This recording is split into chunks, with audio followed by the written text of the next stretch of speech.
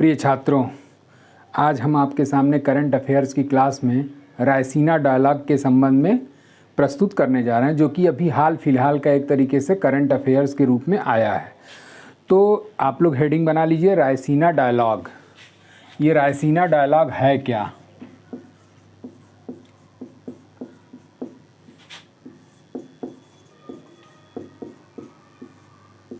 तो इस current affairs की क्लास में आज हम आपके सामने प्रस्तुत कर रहे हैं रायसीना डायलॉग। और ये जो रायसीना डायलॉग है, इसका आयोजन, इस रायसीना डायलॉग का आयोजन नई दिल्ली में कब किया गया? तो वो 25, 26 और 27 अप्रैल 2022 को ये आयोजन संपन्न हुआ। यानी कि रायसीना डायलॉग का आयोजन 25, 26, 27 अप्रैल 2022 को ये आयोजित किया गया। ठीक, अब ये कौन सा संस्करण था? तो ये जो आपका आयोजन किया गया, ये आपका 7वां संस्करण था। 7वां संस्करण। ये जो रायसीना डायलॉग होता है, ये आपका प्रत्येक वर्ष आयोजित किया जाता है और उसी प्रत्येक वर्ष में इसका जो प्रथम आयोजन हुआ था, प्रथम आयोजन, तो रायसीना डायलॉग का जो प्रथम आयोजन हुआ था आयोजन, वो आपका वर्ष 2016 में आयोजित हुआ था। और ये रायसीना डायलॉग जो है प्रत्येक वर्ष नई दिल्ली में ही आयोजित किया जाता है। जैसा कि आप लोगों को पता होगा कि रायसीना पहाड़ी जो है वो एक तरीके से भारत सरकार की सीट के रूप में जानी जाती है और उसी रायसीना पहाड़ी पर आपका राष्ट्रपति भवन वगैरह का निर्माण किया गया है। तो प्रत्येक वर्ष 2016 से लेकर के अब तक प्रत्येक वर्ष इस रायसीना डायलॉग का आयोजन नई दिल्ली में ही संपन्न होता है। अब ये जो है रायसीना डायलॉग जो आपका 2022 में आयोजित हुआ, इसमें कुल कितने देशों द्वारा भाग लिया गया? तो इसमें कुल देश जो भाग लिए थे वो 90 देशों के द्वारा भाग लिया गया। अब इस 90 देशों में कौन कौन लोग इसमें शामिल होते हैं? तो जैसा कि आपका जो भी 90 देशों के रिसर्चर हो गए, पत्रकार हो गए, हाई प्रोफाइल मिनिस्टर हो गए, उसके अलावा 90 देशों के जो स्पीकर्स वगैरह हैं, उसके बाद से हेड ऑफ स्टेट मतलब राज्यों के जो हेड होते हैं, उसके बाद से फार्मर प्राइम मिनिस्टर और प्रेसिडेंट्स मतलब जो एक तरीके से पूर्व राष्ट्रपति या पूर्व प्रधानमंत्री वगैरह होते हैं, ये सभी इस रायसीना डायलॉग में शामिल होते हैं। तो इस तरीके से रायसीना डायलॉग जो है 2022 का जो आयोजन हुआ, इसमें टोटल 90 कंट्रीज़ के द्वारा भाग लिया गया और इस 90 कंट्रीज़ में अनेक लोगों के द्वारा इसमें पार्टिसिपेट किया जाता है, जिसमें अभी हमने बताया कि उन देशों के स्पीकर्स भी इसमें मौजूद हो सकते हैं, उसके बाद से पत्रकार या जर्नलिस्ट भी उसमें मौजूद हो सकते हैं, स्पीकर्स भी मौजूद हो सकते हैं, उन देशों के जो हेड ऑफ मिनिस्टर्स हैं वो भी मौजूद हो सकते हैं, फार्मर प्राइम मिनिस्टर और प्रेसिडेंट जो होते हैं वो भी रायसीना डायलॉग में उपस्थित अपनी दर्ज करा सकते हैं। अब इसका उद्देश्य क्या था या इसका उद्देश्य क्या होता है? तो इस रायसीना डायलॉग का जो उद्देश्य होता है वो भू आर्थिकी और भू आर्थिकी और भू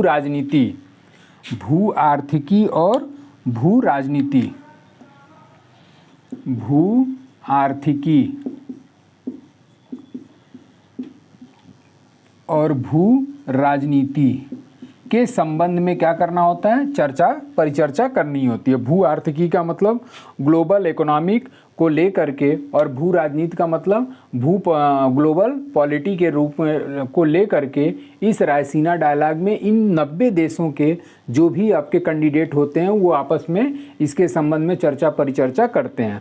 अब भू राजनीति के संबंध में अगर कहा जाए तो आपका इस समय जैसे कि आपका रूस यूक्रेन को लेकर के जो वाद विवाद उत्पन्न हुआ उस पर परिचर्चा की जा सकती है। भू आर्थिकी का मतलब ये हो गया कि जैसे कोरोना वायरस को लेकर के देश में, विश्व के सभी देशों में एक तरीके से इकोनॉमिकल स्थिति उनकी काफ़ी कमज़ोर हुई, उसमें वो देश एक तरीके से आर्थिक रूप से कमज़ोर हुआ। तो इन सारी चीज़ों को की परिचर्चा इस रायसीना डायलॉग में की जाती है। उसके बाद से अब आ जाते हैं कि इस 2022 का मुख्य अतिथि कौन था। इसका मुख्य अतिथि।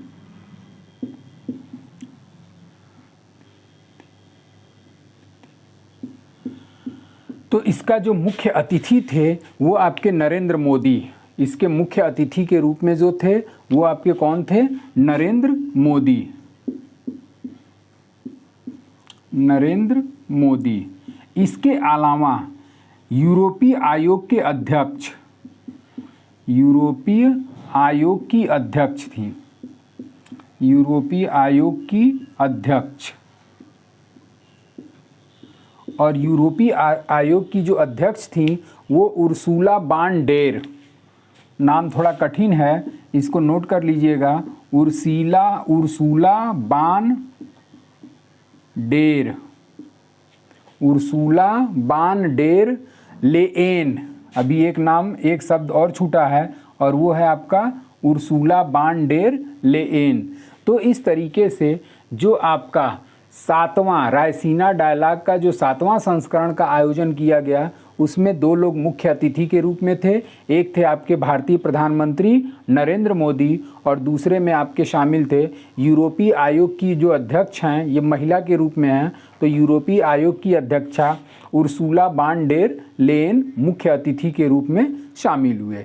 इसके अलावा अन्य भारतीय चूँकि अब 90 देशों के लोगों का नाम फ्लैश आउट करना एक तरीके से काफ़ी कठिन काम है, तो जो भी प्रमुख भारतीय के रूप में इस रायसीना डायलॉग में पार्टिसिपेट किए या उपस्थित रहे, उन प्रमुख भारतीयों का नाम मैं बता दे रहा हूँ कि इस प्रमुख भारतीयों में कौन कौन शामिल था।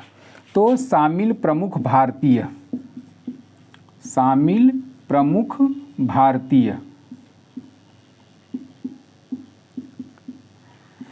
और शामिल प्रमुख भारतीय में आपके admiral R Hari Kumar, admiral R Hari Kumar. इसके अलावा एस जयशंकर,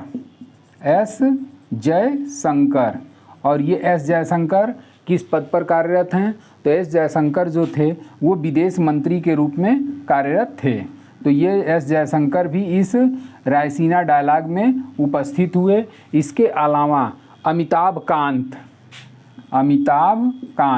अब अमिताभ कांत के बारे में जान लीजिए। ये अमिताभ कांत जो थे वो CEO ऑफ नीति आयोग के क्या थे? CEO के रूप में शामिल थे। इसके अलावा थल सेना अध्यक्ष मनोज मुकुंद नरवाने,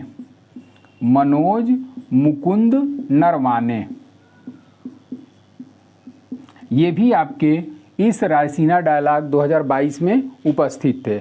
अब ये जो थल सेना अध्यक्ष हैं मनोज मुकुंद नरवाने, ये पूर्व में थे। थल सेना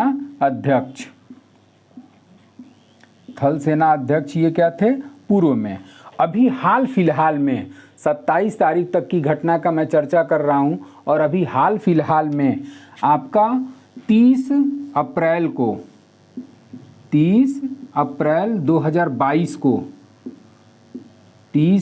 2022 को मनोज मुकुंद नरवाने जो हैं, इनके द्वारा इनका कार्यकाल समाप्त हो गया और 30 अप्रैल 2022 को इनकी जगह पर एक नए थल सेना अध्यक्ष ने अपना कार्यभार ग्रहण किया, और वो हैं आपके मनोज पांडे।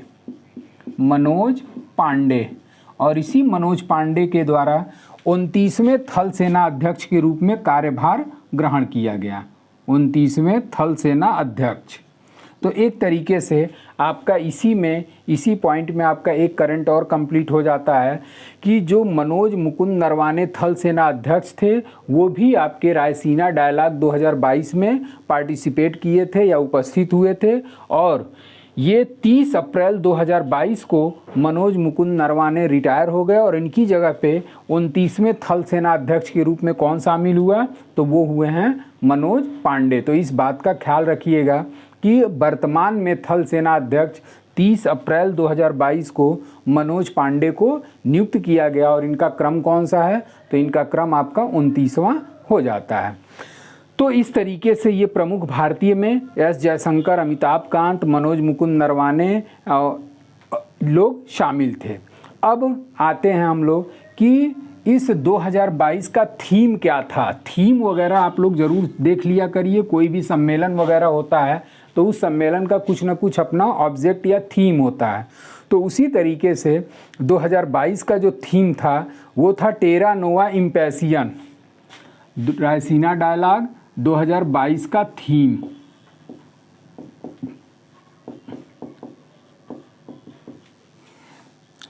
तो इस 2022 का थीम क्या था? तो ये था आपका टेरा नोवा इम्पैसियन।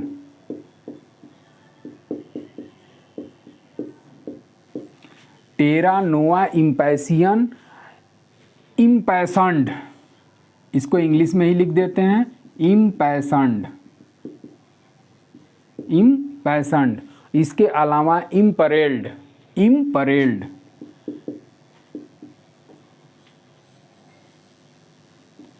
तो इस तरीके से आपका रायसीना डायलॉग 2022 का क्या थीम था? तो टेरा नोवा इम्पैसियन, इम्पैसन्ड, इम्परेल्ड। यानी कि ये जो टेरा नोवा है ये किससे प्रेरित है? तो जैसा कि आपका 2-3 सालों में कोविड-19 की वजह से पूरा वर्ल्ड तबाह रहा है, तो इसी कोविड-19 को लेकर के टेरा नोवा की थीम रखी गई। जैसा कि आपका ये जो 2022 में हुआ है, इसके पहले वाला जो रायसीना डायलॉग का आयोजन किया गया था वो कोविड-19 की वजह से डायरेक्ट नई दिल्ली में नहीं हुआ, बल्कि ये वर्चुअल आयोजित किया गया था। तो 2021 वाला वर्चुअल रायसीना डायलॉग का आयोजन किया गया था। अब ये जो रायसीना डायलॉग है ये किस पर आधारित है या किससे प्रेरित है? ये जो है रायसीना डायलॉग ये किससे प्रेरित है या आधारित है? प्रेरित या फिर आधारित। तो आपका इसी टाइप का सम्मेलन का आयोजन जो है वो सिंगापुर में किया जाता है, सिंगापुर में। और इसी टाइप का आयोजन जब सिंगापुर में किया जाता है तो उसको सागरी ला डायलॉग के नाम से जाना जाता है। तो सिंगापुर में जो आयोजन किया जाता है उसको किस नाम से? तो सागरी ला डायलॉग। इसी सागरी ला डायलॉग के आधार पर ही सन 2016 से आपका भारत में रायसीना डायलॉग का प्रारंभ किया गया। तो सिंगापुर में आयोजित होता था सागरी ला डायलॉग, जो कि किस पर आधारित होता था? तो भू आर्थिकी और भू राजनीति पर आधारित करने वाला एक सम्मेलन होता था। और इसी की तर्ज पर आपका भारत में भी अन्य देशों को मिला करके रायसीना डायलॉग का आयोजन होना प्रारंभ हुआ। अब आते हैं कि प्रथम तो हमने लिख ही दिया कि प्रथम आयोजन इसका कब हुआ था? तो 2016 में। उसके पश्चात अब एक पॉइंट्स और या एक क्वेश्चन और मिल जाता है आपको कि इस रायसीना डायलॉग का आयोजन करता कौन होता है?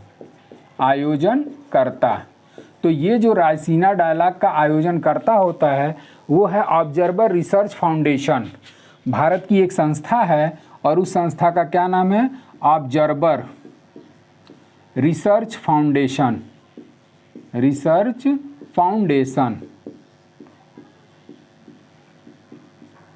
और विदेश मंत्रालय।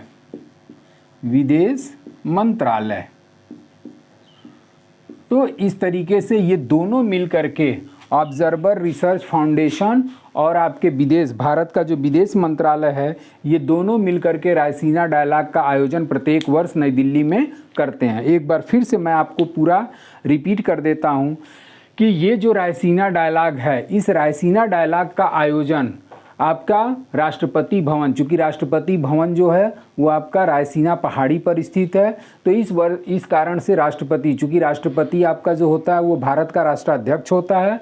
और इसी रायसीना डायलॉग का आयोजन राष्ट्रपति भवन या एक तरीके से भारत सरकार की केंद्रीय सीट कही जाने वाली इस पहाड़ी पर ही या राष्ट्रपति भवन पर आयोजित किया जाता है।